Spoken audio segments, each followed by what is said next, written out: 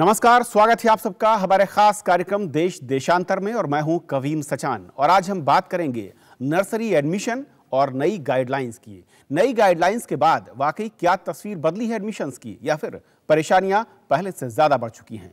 असल में जो रास्ता पेरेंट्स के सामने था वो कितना आसान या कितना मुश्किल हुआ है, इस पर खास चर्चा करने के लिए हमारे साथ कई खास मेहमान जुड़ रहे हैं। हमारे साथ मौजूद हैं ओनिका मल्होत्रा जी, जो कि प्रिंसिपल हैं कालका पब्लिक स्कूल से। उनका जी स्वागत है आपका हमारे इस कार्यक्रम में।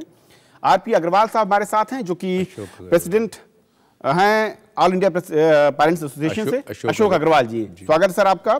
सुमित वोहरा जी हमारे साथ हैं, जो कि फाउंडर हैं admissionnursery.com से। सुमित, स्वागत है आपका। और वरिष्ठ पत्रकार हमारे साथ हैं, नेशनल एडिटर राजस्थान पत्रिका के विजय त्रिवेदी जी। विजय जी, बहुत बहुत स्वागत है आपका। शुरुआत सुमित जी मैं आपसे करना चाहूँगा, जो नई गाइडलाइंस हैं असल में ये पहले से कितनी आसान कर रही हैं एडमिशन के सफ़र को, और क्या वो प्रमुख बातें हैं जो इस बार आपको लगता है कि अगर इम्प्लीमेंट होती हैं तो बेहतर होता है एडमिशन के लिहाज से? एक्चुअली जो नई गाइडलाइंस आई हैं वो एक तरह से स्कूलों के लिए आई हैं, सिर्फ कि जो स्कूल गलत काम कर रहे हैं। बाकी तो जो 1 तारीख को गाइडलाइंस आई थी, 1 तारीख से जो स्टार्ट हुआ वो तो लास्ट ईयर को रिपीट कर दिया गया था। उसमें तो स्कूलों को फ्री हैंड दे दिया गया था टोटल। तो जब हमने कंप्लेंट की 50 स्कूलों के अगेंस्ट, बाकी भी लोग पेरेंट्स ने कंप्लेंट की, तो जो डायरेक्टर ऑफ एजुकेशन उन्होंने एक अभी 11 तारीख को सर्कुलर जारी किया, जो 12 तारीख को अपलोड हुआ वेबसाइट पे। उसमें बहुत जो मेजर फ्लाउट कर रहे हैं स्कूल्स गाइडलाइंस को, स्कूलों को हिदायत दी गई है। और इसमें ये नहीं दिया गया कोई नई चीज डाली गई है। उन स्कूलों को बताया गया कि क्या नहीं किया जाए। जो प्रोस्पेक्टस 500 रुपए बिक रहे हैं, उसमें सिर्फ 25 रुपए का फॉर्म लेना जरूरी है। एक तो वो बहुत इंपॉर्टेंट डालेगी गाइडलाइंस में। एक स्कूल क्या कर रहे हैं, अपने मनमर्जी से जो है वो अपनी अपर एज सेट कर रहे हैं अपने कन्वीनियंस से, जबकि वो ये नहीं कर सकते। जैसे कुछ स्कूल कह रहे हैं कि हम 4 साल के बच्चे को लेंगे, मिनिमम 3 मैक्सिमम 4। अगर 4 को बच्चा एलिजिबल क्रॉस कर गया तो नर्सरी लो एलिजिबल नहीं है। अब जो पेरेंट्स लास्ट टाइम एडमिशन नहीं ले पाए वो कहाँ जाएंगे? केजी में वैकेंसीज बहुत कम होती हैं। और इसी की कॉन्ट्रडिक्शन में उसी एरिया में उतना ही क्रीमी लेयर स्कूल कह रहा है कि जो बच्चा 4.5 साल का होगा मैं उसको 15 पॉइंट एक्स्ट्रा दूंगा नर्सरी के लिए। तो एक बहुत बड़ी कॉन्ट्रडिक्शन है। तो स्कूल स्पेसिफिक हो गया, जबकि एक 2007 का एक नियम है, उसके हिसाब से स्कूल के पावर नहीं है कि वो जो upper cut off age set कर सके। हाँ, उसके अलावा हमने 50 किलो की लिस्ट मैंने ही बना के भेजी थी डायरेक्टर को, जिसमें कहीं पे दिया हुआ है कि अगर आप ट्रांसपोर्ट लेते हैं तो आपको 4 साल की देते हैं अंडरटेकिंग, तो हम आपको 15 पॉइंट एक्स्ट्रा देंगे। तो ये तो एकदम आरटी के अगेंस्ट हो जाता है जो घर के साथ रहता है। दो बड़ी बातें आप कह रहे हैं कि पहली चीज है कि अपर एज लिमिट को जो फिक्स करने का क्राइटेरिया वो हर स्कूल का अलग अलग है। दूसरी बड़ी चीज है कि कई सारी फैसिलिटीज को पॉइंट्स के साथ जोड़कर स्कूल देख रहे हैं, फिर एडमिशन उनको वरीयता दी जा रही है। अग्रवाल साहब, क्या असल में जो पेरेंट्स चाहते थे और जो गाइडलाइंस सरकार ने जारी की जिन पर इस बार कड़ाई से अमल की बात हो रही है, वाकई वो हकीकत में वैसी हैं भी? नहीं, देखिए इतनी ज़्यादा परेशानी है पेरेंट्स को और इतनी सारी उनके साथ एक तरीके से अन्याय हो रहा है। उनके साथ क्या हो रहा है, उनके बच्चों के साथ हो रहा है कि ये जो गाइडलाइन है ना, ये जो कुछ इसका मीनिंग नहीं है और मीनिंग हो भी नहीं सकता है, क्योंकि हमें ये चीज़ समझनी पड़ेगी कि राइट टू एजुकेशन एक्ट जो है 1 अप्रैल 2010 को आया है, ठीक है। उससे पहले जो दिल्ली के अंदर जिस तरीके की पॉइंट वाइज सिस्टम चल रहा था, गंगुली कमेटी को फॉलो करके, दिल्ली सरकार के रेगुलेशन को फॉलो करके, राइट टू एजुकेशन एक्ट आने के बाद वो सब इनवैलिड हो गए। क्योंकि राइट टू एजुकेशन एक्ट ने बहुत क्लियरली ये कह दिया कि नेबरहुड और ड्रॉप लॉट ही होगा, किसी भी 2 बच्चों के बीच में आप किसी भी ग्राउंड के ऊपर डिस्क्रिमिनेशन नहीं कर सकते। अब ये तो लॉ है बिल्कुल क्लियर, जिसको सरकार को फॉलो करना चाहिए। लेकिन सरकार ने क्या करा, 15 दिसंबर 2010 को अपनी एक गाइडलाइन इशू कर दी, जिसके अंदर स्कूल वालों को कह दिया कि आप अपनी फिलॉसफी के हिसाब से क्राइटेरिया बना लीजिए, आप कैटेगराइजेशन कर लीजिए, है, और उसमें एल्यूमनाई, सिबलिंग, इस तरीके के केसेस को जो है आप अपना कैटेगराइजेशन में डाल सकते हैं। अब पॉइंट ये है कि वहीं से प्रॉब्लम शुरू हो गई, 2 बच्चों के अंदर डिस्क्रिमिनेशन शुरू हो गया। अब जो एल्यूमनाई और जो सिबलिंग है वो तो एक वंशवाद की तरह है, और सारे स्कूल में जितने भी मैक्सिमम एडमिशन है ना वो यही लोग ले जाते हैं। अब पॉइंट ये है कि ये जो आपने इशू किया है, जिसके अंदर आपने ये कह दिया कि भाई नर्सरी जो उसकी कोई फीडर स्कूल होगा उससे स्टार्ट होगा, ये तो ये तो एक्चुअली में 99 का एक सर्कुलर है जिसको उन्होंने रेफर किया है। 4 साल की बात अभी हाई कोर्ट ने उठाया था कि भाई 4 साल अगर है बच्चा 4 साल प्लस है तो वो भी नर्सरी में जा सकता है, आप अपर लिमिट नहीं फिक्स कर सकते। उसकी क्लैरिफिकेशन इन्होंने दी है। तो ये जो छोटी छोटी इन्होंने क्लैरिफिकेशन दी है, अब इसमें ये थोड़ी कह दिया कि कैटेगराइजेशन नहीं कर सकते आप, इसमें ये थोड़ी कह दिया कि हमने 15 दिसंबर का वापस ले लिया है, अब राइट टू एजुकेशन एक्ट के साथ स्ट्रिक्टली चलो। तो ये कहीं प्रॉब्लम को हल नहीं करता है। और एक तरीके से मुझे लगता है कि सरकार और जो प्राइवेट स्कूल है, यहाँ पर एक नई गाइडलाइन से जो पेरेंट्स या फिर जो बच्चों का सफर था एडमिशन को, वो ज्यादा मुश्किल हो चुका है पहले से। नहीं, ये है, देखिए ना, यहाँ पे अभी सुप्रीम कोर्ट ने भी ये कहा है कि राइट टू एजुकेशन जो है वो जो चाइल्ड सेंट्रिक है, ना कि एजुकेशन इंस्टीट्यूशनल सेंट्रिक है। इवन जो गंगोली कमेटी थी उसने भी कहा कि देखिए ये जो क्राइटेरिया है इसका मतलब ये है कि चाइल्ड सेंट्रिक, ना कि पेरेंट सेंट्रिक, ना कि स्कूल सेंट्रिक। चलिए अनिका जी, कई सारी बातें सामने आ रही। पहली चीज मैं जानना चाहूंगा कि फॉर्म से लेकर प्रोस्पेक्टस या फिर दूसरे क्राइटेरिया की बात है, तो जो आरोप लग रहे हैं स्कूलों पर, ये कितने सही हैं, और अगर सही हैं तो वाकई फिर इसका विकल्प क्या है? देखिए, स्कूल तो रिसीविंग एंड पे इस वक्त है। पहले एडमिशन जब चलते थे तब ये बात हुई कि ट्रांसपेरेंसी नहीं है और मनमानी बातें हम सब करते हैं और हमें जिसको चाहिए हम एडमिशन देते हैं और ओपन विंडो नहीं है। उसके बाद ये सब कमेटीज़ आई और अभी तक देखिए 4था या 5वां साल है, अभी तक इसमें प्रॉब्लम्स आ रही हैं। ये इनिशियल स्टेजेस हैं, प्रॉब्लम्स आएंगी, लेकिन अगर एमिकेबल हो, जस्टिफाइड हो तो हम एक्सेप्ट करना भी चाहिए स्कूल वालों को कि अगर राइट टू एजुकेशन की बात हो या नेबरहुड पॉलिसीज़ की बात हो, अगर हम उसको एडहेयर करते हैं तो हमें कोई प्रॉब्लम नहीं है। बट कहने का मतलब आपको इस वक्त ये है कि कोई ना कोई बात लेके हम किसी को सेटिस्फाई तो कर नहीं सकते। कंटिन्यूस में कोई ना कोई बातें आती रहेंगी तो हर बार आप चेंज करते रहेंगे। एक बेसिक प्लेटफॉर्म आपने बनाया पॉइंट सिस्टम, उसमें भी अब बात उठ रही है कि आरटीए के हिसाब से आप डिस्क्रिमिनेट कर रहे हैं, तो कहीं तो उसको कंक्लूजन निकालेंगे आप। तो हमारा आप कहने का मतलब ये है कि आपने हमें एक पॉइंट बताया, ये रास्ता बताया, हम उसको फॉलो कर रहे हैं। अब लास्ट मिनट में एक और रूल गवर्नमेंट से आ जाता है तो हम तो उसको एक्सेप्ट कर ही रहे हैं ना। तो दिक्कत स्कूल को भी आती है, पेरेंट्स को भी आती है। यानी आप जो रास्ता दिखाया गया उसी रास्ते पर स्कूल चलें। सुमित, वाकई ऐसा नहीं, है? बिल्कुल ऐसा नहीं है। मैं मैडम की बात पे ही एग्री करूंगा कहीं पे कि अगर वो एक विकल्प दिखाया गया है कि आरटी फॉलो करें, उसमें पॉइंट सिस्टम रखें। आरटी कहता है ना आप किसी की इनकम, ना किसी की ऑक्यूपेशन, ना किसी की एजुकेशन पॉइंट दे सकते हैं। और इस बार यदि तो लास्ट में तो 10 स्कूल थे, इस बार 50 स्कूल तो सिर्फ हमने पकड़े हैं, कितने हमसे भी रह गए होंगे, जिन्होंने क्लियरली लिखा हुआ है अगर आप डॉक्टर इंजीनियर हैं तो 15 पॉइंट लीजिए। अगर आपने, और मतलब कुछ तो ग्रे एरियाज हैं, contribution towards the society 25 points, ठीक है ना, जो एरिया जो डिफाइन RAA, ठीक है ना, तो उसमें 35 पॉइंट्स, 40 पॉइंट, 45 पॉइंट, जिसको ने क्लियरली मेंशन किया डायरेक्टर को हटाना चाहिए। आप मुझे बताइए, मैडम की बात मानता हूं कि कुछ हद तक स्कूलों के लिए प्रॉब्लम हो रही है, लेकिन चलिए ड्रॉप लॉट्स अगर ये एक्सेप्टेबल स्कूल को नहीं है तो जो राइट टू एजुकेशन एक्ट कह रहा है simple bye random and just, एक वर्ड यूज किया गया उसमें, ठीक है ना। अब स्कूल वाले, और इतनी हिम्मत देखिए आप इनकी कि अपनी वेबसाइट पे छापा हुआ स्कूल ने ये नहीं छुप के काम नहीं कर रहे, वेबसाइट छापा हुआ है कि अगर आप ट्रांसपोर्ट लीजिए तब पैसे मिल रहे हैं, आपका कजन आपके साथ रह रहा है वो भी धांधेबाजी है, तो हम सिबलिंग के पॉइंट दे देंगे। आप अगर नॉनवेज नहीं खाते, तो आप 5 पॉइंट लीजिए, अगर आप विस्की नहीं पीते तो 5 पॉइंट लीजिए। यानी कि खुला खेल फरुखाबादी है और खुलेआम जो गाइडलाइंस हैं उनके खिलाफ कुछ स्कूल इस तरह की साइट्स के जरिए फिर दूसरे सिस्टम के जरिए प्रचार भी कर रहे हैं और एडमिशन की राह के आगे बढ़ते हुए कदमों को रोक भी रहे हैं।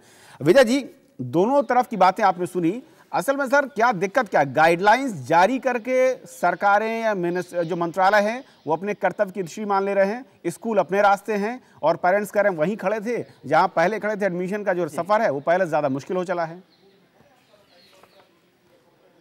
जी कविंद्र, जो सबसे बड़ी बात है, आपने अभी डिस्कशन में बहुत सारे पॉइंट्स पर चर्चा की है सभी लोगों ने, उसमें महत्वपूर्ण बात है एक तो जो गाइडलाइंस बनी है, गाइडलाइंस इशू की गई है सरकार की तरफ से, वो ज्यादातर गाइडलाइंस सरकार की तरफ से बच्चों को ध्यान में रखकर या पेरेंट्स को ध्यान में रखकर बनाई गई हो ऐसा नहीं लगता। तो वो सारी की सारी गाइडलाइंस स्कूलों को देखकर ध्यान में रखकर बनाई गई हैं। और वो वजह क्या है उसकी कि ज्यादातर जो गाइडलाइंस है वो किसके काम में आ रही है? प्राइवेट स्कूल्स के, अनएडेड स्कूल्स के, जिनका मतलब जो एक बिजनेस के तौर पर स्कूल इंस्टीट्यूशंस को चला रहे हैं, एजुकेशन इंस्टीट्यूशन को चला रहे हैं। और उसी वजह से जो गाइडलाइंस दी गई है उसमें इतना सारा स्पेस है कि आप अपनी मर्जी से काम कर सकते हैं। कहीं पर गाइडलाइन है कि 5 पॉइंट्स है टी टोटलर के लिए, कहीं पर 5 पॉइंट्स है वेजिटेरियंस के लिए, कहीं पर 5 पॉइंट्स है आप यदि ट्रांसपोर्ट लेते हैं। तो ये सारे पॉइंट्स जो हैं कहीं पर बच्चे के लिए नहीं बनाए गए, ना पेरेंट्स के लिए बनाए गए। वो जगह देते हैं, स्पेस देते हैं इंस्टीट्यूशन को, जो स्कूल चलाने वाले लोग हैं उनको। और दूसरा जो बात है जो यहां पर चर्चा नहीं हुई वो है ज्यादातर स्कूल जो है डोनेशन ले रहे हैं। मेरी बहुत सारे लोगों से हम लोग बात करते रहते हैं, ज्यादातर लोगों की शिकायत है कि डायरेक्टली इनडायरेक्टली जो इंस्टीट्यूशंस हैं वो डोनेशन मांग रहे हैं। लेकिन इसकी एक बड़ी वजह यह है कि हम लोग अपने बच्चे को पढ़ाने की बजाय एक नाम वाले स्कूल में, नामचीन स्कूल में भर्ती कराना चाहते हैं, दाखिला देना चाहते हैं। हमारी जो कोशिश है अच्छे स्कूल में भर्ती कराना नहीं है, सिर्फ अच्छा नाम ही अच्छा स्कूल नहीं हो सकता।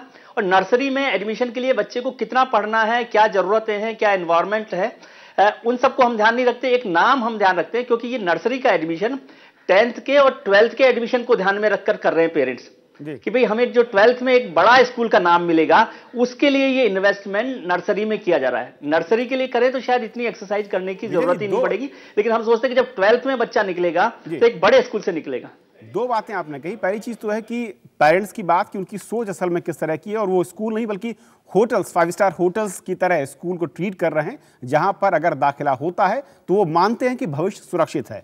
इस पर मैं आऊंगा, लेकिन इससे पहले जो आपने बात कही स्कूलों की गाइडलाइंस को लेकर जो सरकार ने जारी की, ओनिका शायद सहमत नहीं दिख रही आपसे उनका, लेकिन सवाल जो विजय जी ने कहा उसी को अगर बढ़ाना चाहूँ, एक पॉइंट में जोड़ना चाहूंगा। एक कोई आम बच्चा है, अगर वो 4 साल की आपकी ट्रांसपोर्ट की फीस नहीं दे सकता या वो वेज नॉन वेज के चक्कर में नहीं फंसता है, तो क्या फिर वो शिक्षा से महरूम रहेगा? नहीं, बिल्कुल नहीं सर। कोई वो अकेला स्कूल नहीं है कि उसको वहीं एडमिशन लेनी है। विजय जी ने बिल्कुल ठीक बात, मुझे पहले लगा कि एक पक्ष की बात कर रहे हैं कि स्कूलों की बात जब रखी, लेकिन जब दोबारा उन्होंने बात कही कि परेशानी दोनों तरफ भी होती है, तो मुझे अच्छा लगा कि आप मीडिया के माध्यम दोनों की बातें रखिए। आप देखिए, अगर स्कूल को कुछ तो लिबर्टी देंगे आप, ठीक है। आपने कहा कि पॉइंट सिस्टम है, पॉइंट को अगर इलेबोरेट भी करते हैं या तो आप बिल्कुल डिफाइन कर दीजिए।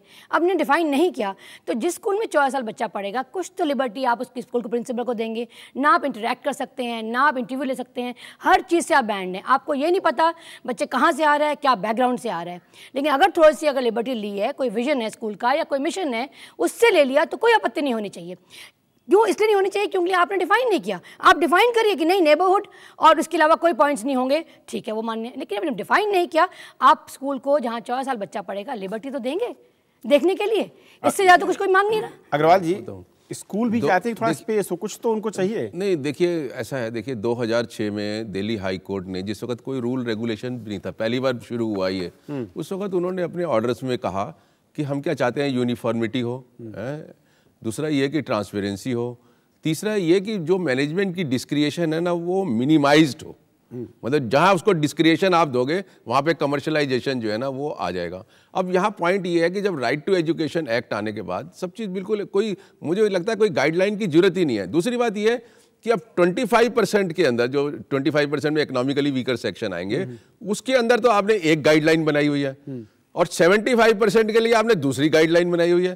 भाई वो गाइडलाइन इसके लिए भी तो चल सकती है, और वो गाइडलाइन बड़ी सिंपल है कि सबकी एप्लीकेशन ले लो, ड्रॉ ऑफ लॉट में डाल दो, जिसके नंबर आ जाए उसको दे दो, तो ये उसमें भी लग सकता है। लेकिन क्योंकि इनको स्पेशल, सरकार को स्पेशल इनको बेनिफिट देना था स्कूल को, स्कूल रिसीविंग एंड पे नहीं है, स्कूल तो मुनाफा कमाने के सिस्टम में है। अब इसमें इन्होंने क्या करा, उसी क्राइटेरिया को लेके कह दिया 20% तो हमें वो चाहिए स्कूल मैनेजमेंट।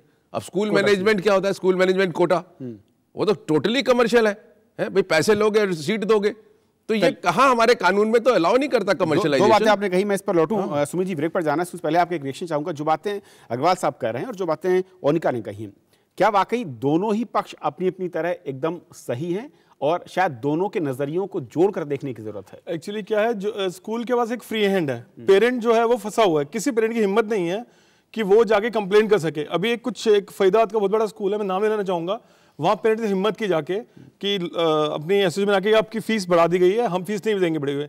तो इस साल एडमिशन क्राइटेरिया में सिबलिंग का नाम ही नहीं, किसी का छोटा भाई बहन आ ही नहीं सकता। मेरे फोन आया मेरे किसी रिलेटिव का जिनके बच्चे पढ़ रहे हैं, ठीक है। तो दूसरा एक बहुत बड़ा स्कूल है, दिल्ली का नामी स्कूल है, टॉप 3 स्कूलों में आएगा। उन्होंने क्राइटेरिया रख दिया, अगर आप प्रॉपर्टी ओन करते हैं, आप घर के मालिक हैं, तब आप इनडायरेक्ट स्क्रीनिंग, और वो सबसे ज्यादा ईथोस वाला स्कूल माना जाता है, ठीक है। तो यहाँ पे स्कूल्स की लिबर्टी मानता हूँ, थोड़ी लिबर्टी देनी चाहिए स्कूल्स को, लेकिन वो क्योंकि स्कूल्स को फ्री हैंड दे दिया गया है, इसके बजाय अगर स्कूल्स की कंसेंट से एक डीओई 100 पॉइंट्स का फॉर्मूला सबको देता, आप सबको ही फॉलो करना है, एक कॉमन फॉर्मूला, हाँ, उसमें हम भी चुप रहते, या सेंट्रल एडमिशन सिस्टम कर देता जिसमें जो है एक कॉमन फॉर्म डीओई, ये कोई इंडिपेंडेंट अथॉरिटी उसको फॉलो करती और सब पेरेंट्स उसमें अप्लाई करते और ऑटोमेटिक सब कुछ सिलेक्शन होता, वो स्कूल वाले नहीं मानेंगे, ना तो मानेंगे वो कॉमन एडमिशन सिस्टम या सेंट्रल एडमिशन सिस्टम, ना वो मानेंगे आपका ये कि डीओई का कोई सेट फार्मूला हो। राइट टू एजुकेशन एक्ट के प्रोविजन इतने क्लियर हैं कि कोई फार्मूला देने की जरूरत ही नहीं। वो फार्मूला आपका कि किसी फार्मूले की जरूरत नहीं थी, जो राइट टू एजुकेशन है उसमें साफ सब कुछ साफ हो चुकी है पूरी तस्वीर, लेकिन उसके बावजूद फिर नई गाइडलाइंस हैं क्यों? और अगर नई गाइडलाइंस हैं तो फिर इनका पालन न करने वालों पर कार्रवाई क्यों नहीं होती है? और दूसरा सवाल यही उठता है जो कि विजय ने कहा कि असल में सोच जो है पेरेंट्स की वो ऐसी क्यों है कि सिर्फ बड़े स्कूल में ही हमारे बच्चे पढ़ें या दूसरे स्कूलों में पढ़ाई नहीं होती? इन्हीं सवालों का जवाब ढूंढेंगे ब्रेक उस पार, रहिएगा हमारे साथ।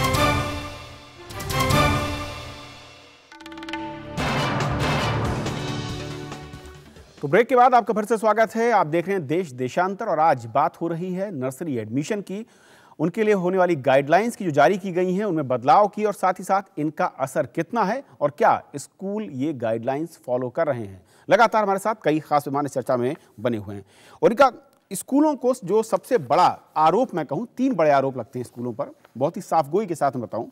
पहला कि वो शिक्षा को एक बिजनेस की तरह चलाते हैं, करोड़ों अरबों में कमाई होती है। दूसरा, सस्ती ज़मीनें अलॉट होती हैं सरकारों से बहुत ही कौड़ियों के भाव में, और उसके बाद वो बिजनेस बनता है। और तीसरा अहम सवाल कि जहां पर नैतिकता की बात आती है, जो कि चाइल्ड के लिए कहा जाता है शुरुआत से होना चाहिए, वो एडमिशन के वक्त से ही वो नैतिकता गायब नजर आती है। एडमिशन प्रोसेस से शुरू करूं तो सभी को इसी कैटेगरी में बोलना ये शायद गलत होगा। हो सकता है आप, क्योंकि आपने देखा सुमित जी, अग्रवाल जी भी कह रहे हैं गलत नहीं होगा, कुछ करते होंगे ऐसी बातें, लेकिन मेजॉरिटी को अगर आप देखें ऐसी बात नहीं है।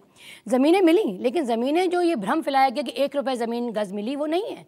आप पॉश एरिया में जाइए, उस वक्त जो रेट था उससे मामूली से अंतर के बाद ज़मीनें मिली।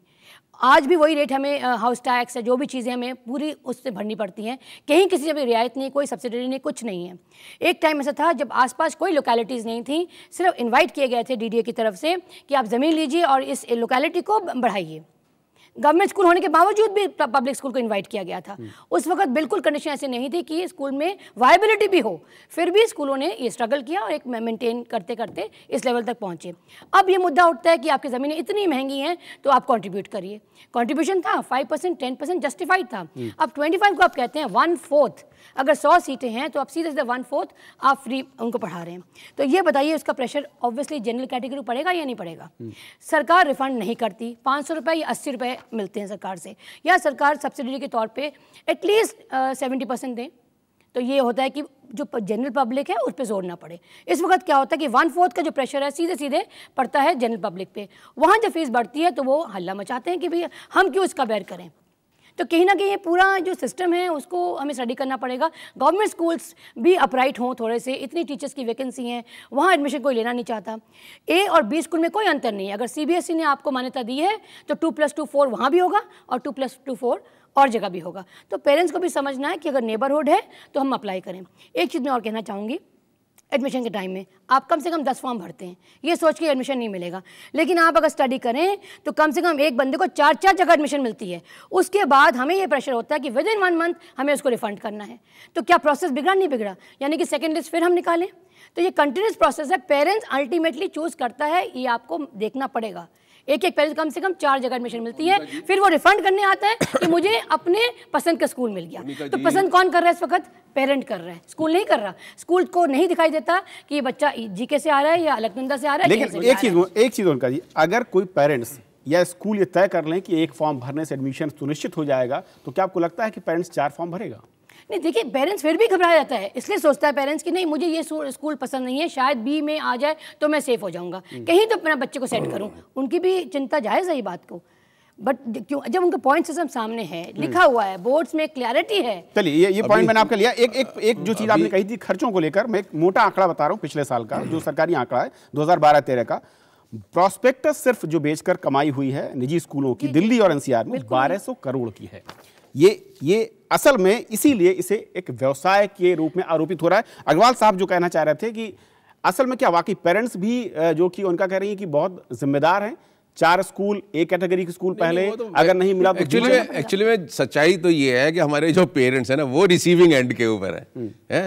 अब जो हमारे विजय साहब कह रहे थे कि वो जो उनकी सोच ऐसी है, अब सवाल ये है, देखो मेरा अपना समझ ये है कि पेरेंट्स चाहे गरीब है, चाहे अमीर है, चाहे पढ़ा लिखा है, चाहे अनपढ़ है, वो अपने बच्चे के बारे में अच्छी तरह जानता है कि मेरे बच्चे की अच्छी शिक्षा कहाँ हो सकती है। यहाँ पे बाय एंड लार्ज हमने देखा है, एक आधे % को छोड़ के, कि यहाँ ईगो प्रॉब्लम नहीं है, स्टेटस प्रॉब्लम नहीं है। बहुत बड़ी मोटी रकम 25 से 30-35% जो आप इनकम कमाते हैं मिडिल क्लास, वो सर, लेकिन मुझे लगता है कि बिल्कुल स्टेटस ये सिंबल है, क्योंकि मैंने खुद देखा है कई सारे पेरेंट्स से कि वो स्कूल के नाम के साथ अपने स्टेटस को जोड़। देखिए, मैं आपसे एक सवाल खुद पूछता हूं कि अगर जो हमारे गवर्नमेंट सिस्टम के अंदर जो सेंट्रल स्कूल्स हैं, उनके results bye and large private school से भी अच्छे आते हैं। बिल्कुल। अगर हमारे सारे स्कूल हिंदुस्तान के सेंट्रल स्कूल बन जाएं, तो मुझे बताइए कि फिर भी आप क्या प्राइवेट स्कूल में जाएंगे? मैं समझता हूं कि कम से कम 48 घंटे के अंदर 50% पेरेंट्स अपने बच्चों को प्राइवेट स्कूल से विड्रॉ कर लेंगे और सेंट्रल स्कूल में डाल देंगे। तो वहां कहाँ है प्रेस्टीज? यहाँ तो मजबूरी है, क्योंकि वहां सरकारी स्कूल में एक चपरासी भी अपने बच्चे को भेजना नहीं चाहता और मजबूर होकर फिर वो इनके पास आता है और ये मजबूरी का फायदा उठाते हैं। सुमिता, मैं एक तो पहले मैडम की बात को मैं ऐड करना चाहूंगा कि सरकार इनको 1060 रुपए देती है, 500 रुपए नहीं देती एक बच्चे के EWS के पढ़ाने के। ठीक है, ये फ्री में नहीं पढ़ा रहे हैं। कल 1000 पूरे साल का नहीं, मंथ का 1200 रुपए महीना। नहीं मिलता। 1190 क्या बात कर रहे हैं पूरे? आपको एक पॉइंट लेते हैं। 1190 रुपए है दिल्ली का। दूसरी बात मैं ये कहना चाहूंगा कि जहां तक रही ब्रांडेड स्कूलों की बात, मैं आपसे एग्री करता हूं। वो एक सिनेरियो था पिछले 1 या 1.5 साल तक। उसके बाद पिछले 1-1.5 साल में क्या हुआ, जब से स्कूलों को खुली छूट दे दी गई, 25 पॉइंट इन्होंने दे दिए सिबलिंग को, 25 पॉइंट दे दिए उन्होंने एलुमनाई को। सिबलिंग तो हम मानते हैं, जब दोनों बच्चे एक स्कूल में जाना चाहिए। Alumni is total screening. मैंने किसी मजिस्ट्रेट से भी राय ली, उन्होंने भी यही बोला कि बिल्कुल स्क्रीनिंग है, क्योंकि जो 12वीं पास या 10वीं पास आदमी है वो पढ़ा लिखा आदमी है, और राइट टू एजुकेशन एक्ट बोलता है कि आप अनपढ़ पढ़े लिखे में आप डिस्टिंक्शन कर सकते हैं। एक तो स्क्रीनिंग यहाँ पे होगी, दूसरा स्क्रीनिंग स्कूल कब करते हैं, जब वो देखते हैं कि पेरेंट के पूरा बायोडा निकाल लेते हैं, वो कितना पैसा उसके पास, कितनी फैक्ट्रियां चल रही हैं उसकी, और उनकी क्या एजुकेशन है। तो एलुमनाई को 25 पॉइंट देते, तो यहाँ पे ब्रांडिंग तो खत्म हो गई। एक नॉर्मल आदमी आज XYZ स्कूल जिनको हम जानते हैं, जो बड़े नाम है, वहां तो जा नहीं सकते। वहां पर जाना तो मतलब वो तो एक फिल्म इंडस्ट्री की तरह हो गई है। या तो आपका बाप या आपका बड़ा भाई अगर उस पर नहीं है सिबलिंग और एलुमनाई, तो आप उसमें नहीं जा सकते। जो बात होगी ब्रांडेड स्कूल की, मानता हूं कि स्टेट मुझ में भी है, मैं भी चाहूंगा जाए बच्चा, लेकिन पेरेंट्स वहां तो जा सकते हैं। उसके अलावा भी पेरेंट्स ने बिजनेस स्कूल में अप्लाई किया, जो मैडम ने बोला लोगों के 4 स्कूल में एडमिशन हो जाते हैं। मुझे बताइए, आपने अखबार में कितने पढ़े कि कितने लोगों के 4 बच्चों स्कूल में एडमिशन हो गई? मेरे यहाँ पे मेरा कहना यह है कि मैं जरूर कहता हूँ 5% लोगों की होती होगी, लेकिन 90% लोगों की सिर्फ 1 या 2 में होती है। इस क्राइटेरिया से तो ऐसा लगता है कि ये पेरेंट को दाखिला दे रहे हैं, पेरेंट को पढ़ाना है, ना कि बच्चे को पढ़ाना है। अगर बच्चे को पढ़ाना है तो फिर बच्चे से ज्यादा देखते क्या हो? एक मिनट के लिए बच्चे, माँ बाप और स्कूल को आप अलग अलग कैटेगरी, ये तो ट्रायंगल है। ये कड़ी तोड़ देंगे तो कुछ नहीं होगा। माँ बाप भी तो बहुत इंपॉर्टेंट रोल प्ले करते हैं बच्चे के भविष्य के लिए। क्या स्कूल ही जिम्मेवार है? स्कूल, बच्चा, माँ बाप। अगर इनकी कड़ी तोड़ देंगे तो कुछ आप कहीं रिजल्ट नहीं पहुंचेंगे। यही सोसाइटी का हाल होगा जो अभी तक होता है। फीस तो माँ बाप भी देते हैं ना। एक मिनट के लिए विजय जी, जो तर्क हैं इस वक्त वो बहुत अहम है, और मैं आपसे जानना चाहूंगा कि असल में सरकारों की मंशा जब इस तरह के नियम बनाती है सरकार, तो फिर मंशा उसके पीछे होती क्या है? पेरेंट्स कहते हैं कि अगर बच्चे का एडमिशन लेना है तो बच्चे के बारे में जानकारी तो ठीक है, लेकिन बच्चे के इतिहास, भूगोल, उसकी 7 पुश्तों की जानकारी वाकई क्या ये अहम है उस बच्चे के लिए जो कि नर्सरी में एडमिशन ले रहा है? दूसरा मेरा पॉइंट ये सर कि असल में जब इस तरह की गाइडलाइंस का खुलेआम उल्लंघन हो रहा हो, जैसा कि सुमित दावा कर रहे हैं, तो फिर हमारी सरकार और हमारा सिस्टम उस पर वो कार्रवाई क्यों नहीं करता जिसके वादे बार बार हर साल हम आप सुनते हैं? जी कविंद्र, जो बात है जो हमने शुरू की थी वहीं पर ख़त्म होने को आ रही है कि सरकारों ने जो ये गाइडलाइंस बनाई हैं, जो डायरेक्टिव्स दिए हैं, जो नियम बनाए, वो तो बनाए स्कूलों के लिए हैं, तो उल्लंघन वाले भी स्पेस उन्होंने छोड़ दिया है। जो पॉइंट सिस्टम जो लगाया है वो स्पेस दिया है, तो उल्लंघन तो होता ही नहीं है। लेकिन मेरे को एक बात याद आ रही थी कि हम शास्त्रों में पढ़ा करते थे कि जहां सरस्वती की कृपा होती है वहां लक्ष्मी की कृपा आमतौर पर कम होती है। लेकिन जैसे मैडम ने अपने स्कूल के बारे में, पूरे फी स्ट्रक्चर के बारे में बताया, तो लग रहा था कि एक कंपनी की बैलेंस शीट वो बता रही हैं कि 25% EWS बच्चे होते हैं तो उनका हिसाब कहां से लाएंगे, जमीन जिस तरह से मिलती है उसका हिसाब कहां से लाएंगे, और जो खर्चा हो रहा है वो एक कंपनी के मैनेजर के बैलेंस शीट की तरह से उन्होंने बहुत अच्छे से बताया। और उसका एक नजरिया यह है कि जब आप बात करते हैं कि पेरेंट्स के या बच्चे के बैकग्राउंड के बारे में, बैकग्राउंड का मतलब क्या है? यदि विजय त्रिवेदी का पढ़े लिखे नहीं है तो क्या उसका बच्चा भी ना पढ़े? डॉक्टर इंजीनियर के बच्चे तो पढ़ ही लेंगे, जो अनपढ़ माँ बाप हैं उनके बच्चे को पढ़ाना एक बड़ी जिम्मेदारी है, जो गरीब है उसको पढ़ाना आपकी जिम्मेदारी है, गरीब नहीं है मिडिल क्लास है उसको पढ़ाना जिम्मेदारी है, लेकिन आप उसको नहीं देखते। आप बैकग्राउंड देखते हैं कि वो बड़ी कंपनी में जनरल मैनेजर हैं या बड़ा बिजनेस चलाते हैं या उनके पास गाड़ियां कौन सी हैं। आप यदि उनको प्रोस्पेक्टस देखेंगे तो उसमें गाड़ियों का भी जिक्र होता है कि किस तरह की गाड़ियां आपके पास है, क्या आप घर जो है आपके पास है। दिल्ली जैसे शहर में जिनके पास घर नहीं है उनको भी ये 5 पॉइंट का नुकसान और करवा रहे हैं। तो ये पूरा बिजनेस बैकग्राउंड जो आप देख रहे हैं ये सरकार के स्पेस दे रही हैं। माफ की विजय जी, ऐसा हुआ है, हमने खुद डॉक्यूमेंट्स अब चेक किए हैं कि फेक एफिडेविट दिए हैं रेंटल की कि हम यहाँ रहते हैं कि इस स्कूल में 5 पॉइंट का बेनिफिट मिलेगा तो हम उसी इलाके में हम रेंट ले लें घर को। उस ढंग से भी लोगों ने दिए हैं और पाए गए कि वो वहाँ रहते नहीं हैं। तो इसलिए हो सकता है कि अब डिसअप्रूव होगी इस बात को, लेकिन ये भी कविंद्र मुझे जो लग रहा है राशन कार्ड बना हुआ है, मुझे जो लगता है वो स्कूल का और सरकारों का नेक्सस है। ये एक नेक्सस है पॉलिटिकल लीडर्स का और स्कूलों का, क्योंकि ज्यादातर स्कूल जो हैं, ज्यादातर इंस्टीट्यूशंस जो हैं, एजुकेशनल इंस्टीट्यूट्स आजकल हमारे पॉलिटिकल लीडर्स के चल रहे हैं, उनके फैमिलीज के चल रहे हैं, उनके रिलेटिव्स के चल रहे हैं। तो ये गवर्नमेंट और स्कूल्स का एक नेक्सस है, इसे एक नेक्सस कहना चाहिए, जो एक गठबंधन जो बना हुआ है। इसलिए वो सरकारें स्कूलों के फायदे की बात कर रही हैं। जैसा अभी जिक्र हो रहा है कि ईडब्ल्यूएस के लिए भी सरकार मदद कर रही है, जमीन देने में भी आपकी मदद कर रही है, उसके बाद भी आप जो है वो काम कर रहे हैं। तो बेहतर है कि सरकारें प्राइवेट स्कूलों के लिए नियम बनाने के बजाय अपने सरकारी स्कूलों के सिस्टम को अच्छा करेंगी तो शायद जरूरत ही नहीं पड़ेगी। विजय जी बिल्कुल वक्त की कमी है उनका, लेकिन एक आखिरी रिएक्शन मैं आपसे सिर्फ यही चाहूंगा बहुत ही संक्षेप में।